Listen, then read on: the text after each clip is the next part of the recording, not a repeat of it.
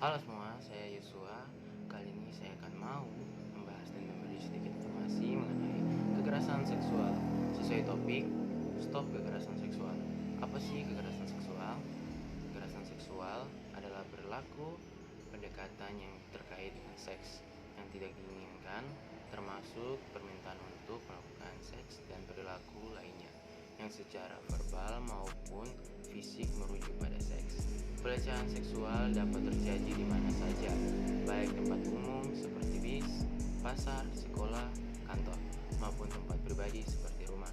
Nah, perilaku seks juga dapat digolongkan dalam pelecehan seksual seperti lelucon seks, menggoda secara menerus mengenai hal-hal yang berkaitan dengan seks, baik secara langsung maupun melalui media sosial seperti surat, SMS maupun email.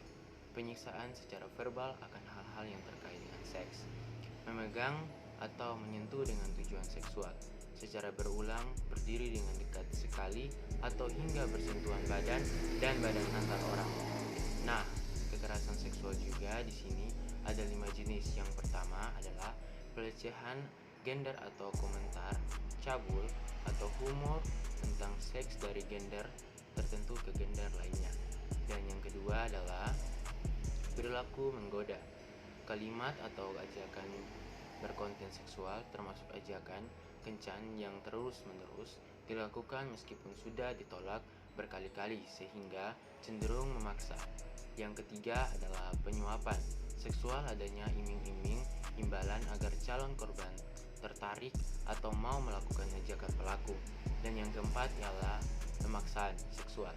Ini terjadi ketika pelaku telah memaksa korban untuk melakukan tindakan seksual, di mana jika ditolak, pelaku akan mengancam dan akan melakukan sesuatu yang merugikan calon korban.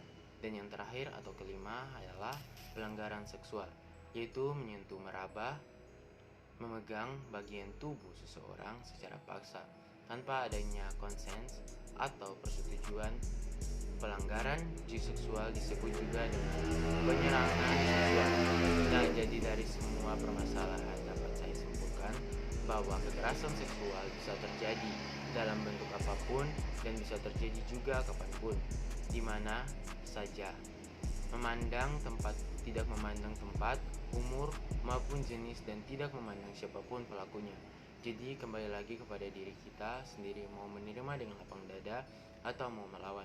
Tetapi seperti pembahasan di atas, pasti akan terjadi resiko di mana ada yang akan menjadi korban. Mungkin sekian dari saya, kurang lebih mohon maaf.